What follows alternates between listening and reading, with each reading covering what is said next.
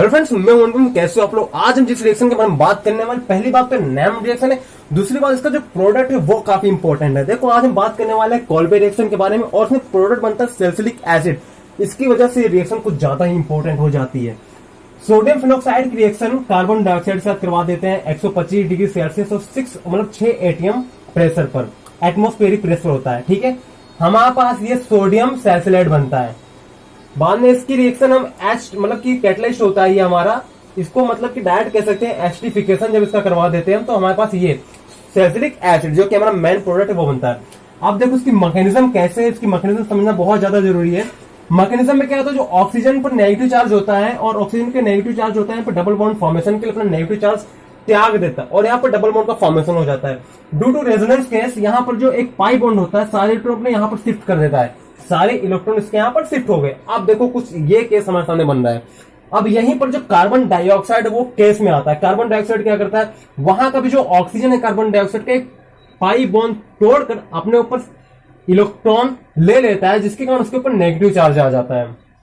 यानी अब कार्बन पर तो पॉजिटिव चार्ज आ गया ना, क्योंकि इलेक्ट्रॉन सारे ऑक्सीजन ने छीन लिए कार्बन से, तो और कार्बन पर कैसा चार्ज आ गया, पॉजिटिव चार्ज आ गया। पॉजिटिव नेगेटिव के पास जाएगा, जाहिर सी बात है।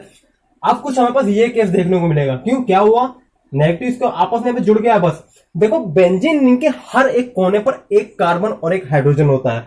अब जो यहाँ का जो हाइड्रोजन होगा वो केस में आएगा। क्या करेगा, हाइड्रोजन जो यहाँ का होता है वो अपने सारे इलेक्ट्रॉन यहाँ पर पाई बॉन्ड के फॉर्मेशन में लगा देगा और उसे और अपना H+ के फॉर्म में निकल जाएगा।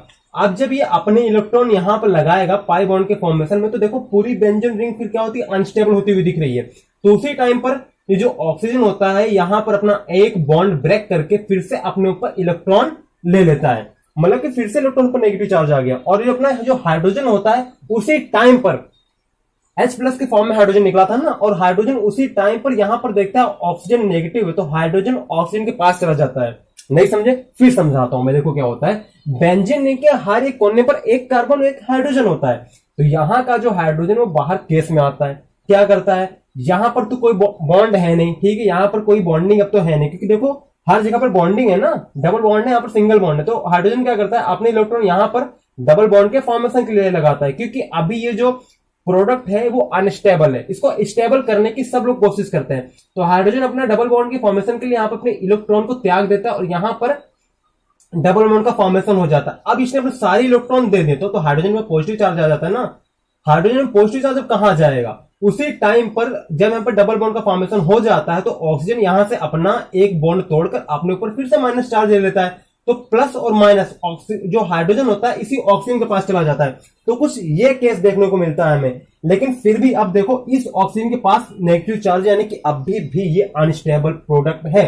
तो यहाँ पे कुछ नहीं भैया, जैसे हमने फिर यहाँ पे करवाया था क्या, एसिडिफिकेशन, बस वही हो जाती है। फिर से देखो एसिडिफिकेशन होता है और यहां पर सैलिसिलिक एसिड का फॉर्मेशन होता है। फटाक से इसका एक स्क्रीनशॉट ले लो, ले चुके। आपके लिए बहुत ही जरूरी सूचना है, क्योंकि जितनी भी नेम्ड रिएक्शन है जो कि आपकी कॉपी में, आपकी किताब में, आपकी बुक में, आपकी स्कूल कॉलेजेस में जहां पर भी करवाई गई हैं, अपनी नहीं हुई हैं, तो वो सब की सब रिएक्शन आपको यहीं पे इसी चैनल पर मिल जाएंगे। ठीक है, बिल्कुल फ्री में, कोई चार्ज नहीं लेने वाला हूं। आपको क्या करना है, इस चैनल पर जो आप मेरी वीडियो देख रहे हो, नीचे एक रेड कलर का सब्सक्राइब बटन है, वहां पर आपको चैनल को सब्सक्राइब करके घंटी का ऑप्शन है उसे दबाकर ऑल कर देना है। जिससे क्या होगा कि मेरी जितनी भी नई वीडियोस हैं जो एग्जाम में एक अच्छा नंबर दिला सकती हैं, तो उसके लिए आप ही का फायदा है। तो उसे ऑल कर दो और चैनल को सब्सक्राइब कर दो। और हाँ, अगर आपको वीडियो से कुछ जरूर नया सीखने को मिला हो तो इसे लाइक करके अपने दोस्तों को शेयर कर दो।